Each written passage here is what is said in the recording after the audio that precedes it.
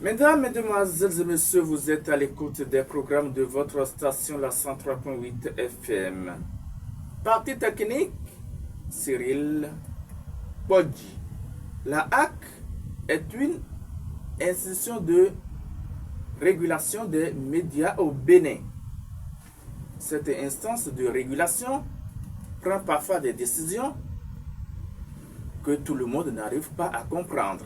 La semaine écoulée, la HAC a suspendu 5 médias au Bénin. Que comprendre alors de cette décision de suspension de la HAC? Pour mieux comprendre la décision, nous avons invité pour vous ce matin Camus Cressel. Il est analyste. Camus Cressel, bonjour. Bonjour, monsieur le journaliste. Je ne serai pas seul dans ce studio pour l'animation de cette émission. Je serai en compagnie de Landry Coutin. Bonjour. Bonjour, Nativité Youvin. Camus Cressel, quelle analyse faites-vous de cette décision de suspension de 5 médias par la haute autorité de l'audiovisuel et de la communication HAC?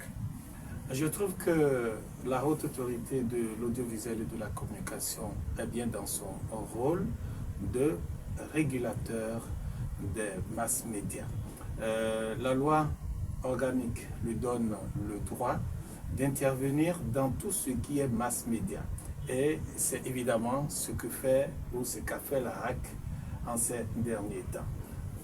Voilà. Beaucoup trouvent que la HAC est sévère dans ses décisions. La HAC n'est pas sévère, puisque le Code de l'information dit expressément que pour créer un média, il faut forcément avoir l'autorisation de la HAC. Si vous n'avez pas l'autorisation de la HAC et vous créez, ça veut dire que vous êtes en train de faire une exploitation illicite. On ne peut pas se lever du jour au lendemain, passer des informations sans avoir en amont l'autorisation d'exister de la HAC.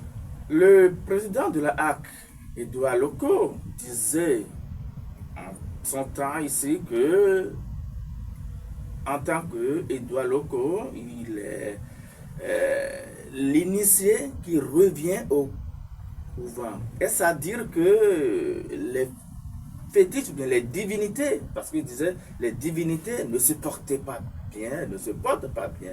Il faut ramener l'église au village. À travers cette décision de la HAC, nous pouvons comprendre est-ce que la HAC est en train de faire revenir l'église au milieu du village. Je pense bien que le président de la HAC, M. Edouard Loko, voulait dire par là qu'il faut mettre de l'ordre dans le désordre qui existait depuis. Et il n'est pas le premier à le faire. Ses prédécesseurs sont allés dans le même sens. Il faut dire peut-être que lui a voulu être respectueux des textes de la République. Parce que cette décision qui fait aujourd'hui objet de polémique ne va pas à l'encontre des textes de la République. Il a cité les lois qui l'autorisent à suspendre ces organes de presse créés irrégulièrement. Donc, il reste encore beaucoup d'autres, donc le toilettage n'a fait que commencer. Camus Cressel, vous venez de nous donner un peu vos interprétations sur cette décision. Déjà, les raisons avancées par la HAC sont d'ordre déontologique et le non-respect de la réglementation. Je m'en vais vous demander quelle est la portée d'une décision pour un professionnel des médias et son organe de presse. D'abord, le travail du journaliste ne doit pas être un travail d'amateur.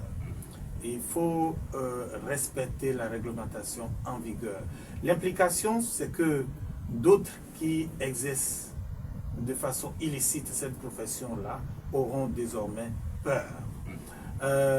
Avant 2023, il n'y avait pas eu de médias en ligne autorisés. Mais le 13 décembre 2023, la HAC a autorisé, je crois bien, 46 organes à exercer officiellement. Et pour recevoir une autorisation de création d'un organe de presse, c'est qu'il y a la convention qu'il faut signer avec la HAC. Tout organe de presse qui n'aurait pas signé une convention avec la HAC exerce de façon illicite et peut être suspendu à tout moment. Parce que n'ayant aucun contrat avec la RAC et ne pouvant être contrôlé.